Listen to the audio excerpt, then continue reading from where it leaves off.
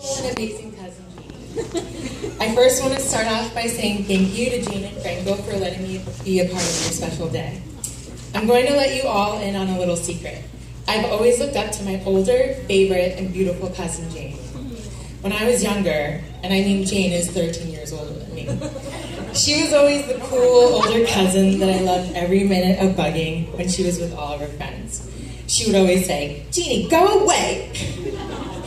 And as I got older, Jane turned into the sister I never had. There were always tears, laughter, or problems, and of course, we bonded over our crazy family. I've had the opportunity to watch Jane grow, change, and evolve into the wonderful woman that sits before us today. And I'm honored to call Jane my family.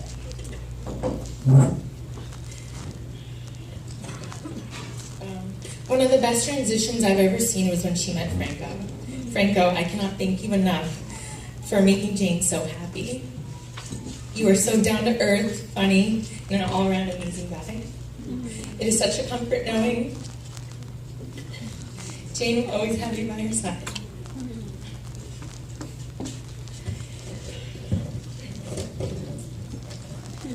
The first time I met Franco was at my Uncle Hojin and Aunt Kimberly's house.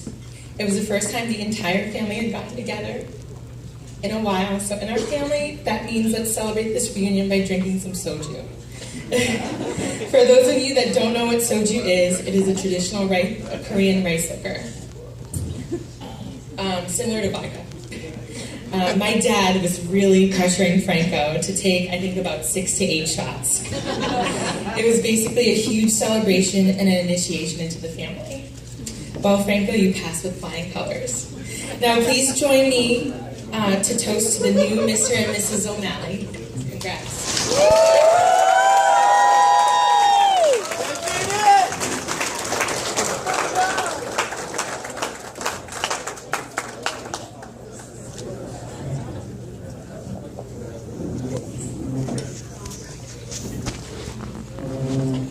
Hi, my name is, for those who don't know me, my name is not Scott Murphy. You should confuse me with anyone in the wedding party later tonight. Feel free to just call me Franco's best man or say, "Hey Scott, can I buy you a beer?" I want to thank all of you for coming to Franco's and Jane's big night. We know Franco has a busy schedule. He's the man of 1,000 gigs. I know because I've received quite a few of his perfect attendance awards. As soon as they come in the mail, my dad puts them on his fridge. Several months ago, Franco texted me. I was playing a gig in Auburn, Massachusetts, and he said, "Hey buddy, sorry I missed your set. I hope you played well. I had dinner with Jane, and I just asked her to marry me." And I thought to myself, even when my friend is making his biggest and best decision of his life, he's still considerate enough to ask how my set went. That's the kind of friend that I call Franco, and that's the kind of man that Jane is marrying today.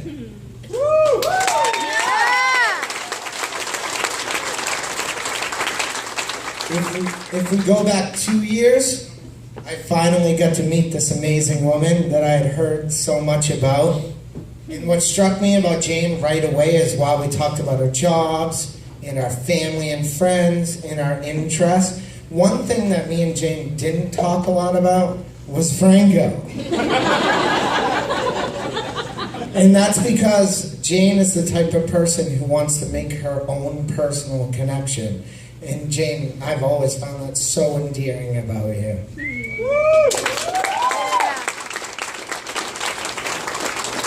These guys are both very straightforward and very funny, and sometimes those aren't mutually exclusive. One time I was asking Jane for dating advice, and she said, very simple, compliment her on her shoes.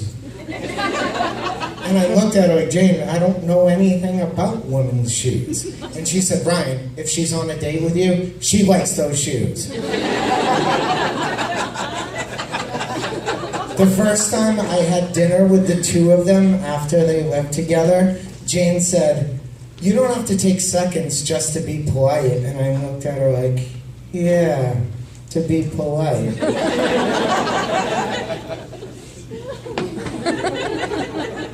Franco said, you know, when we cook food, we normally have leftovers, so if there's none left over, we're checking your pockets.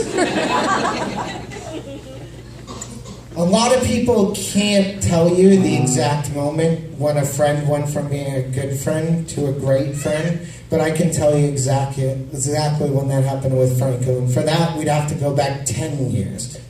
He knew that I had a background in audio production, and every time I saw him, he said, I want you to record a demo for me. Record a demo. I've been writing songs. Record my demo. In case you guys missed that. Record my demo. And so I finally said, okay, let's sit down and we'll see what you got.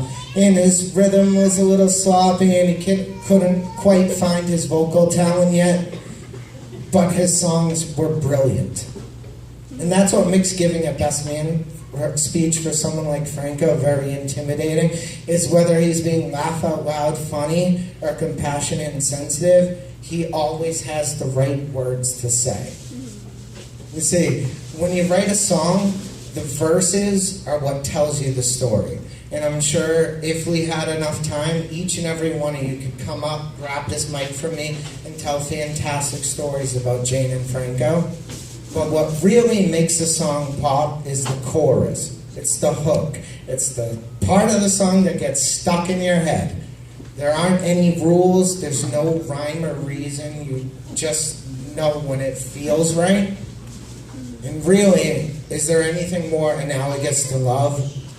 There are no rules. There's no rhyme or reason.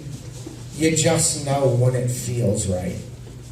So Jane, there's been 1,000 songs stuck in Franco's head, and believe me, I know from experience there'll be 1,000 more. He'll email you YouTube links to all of them. But there's only one woman that I've ever known that's got stuck in Franco's heart, and that's something that's worth toasting to.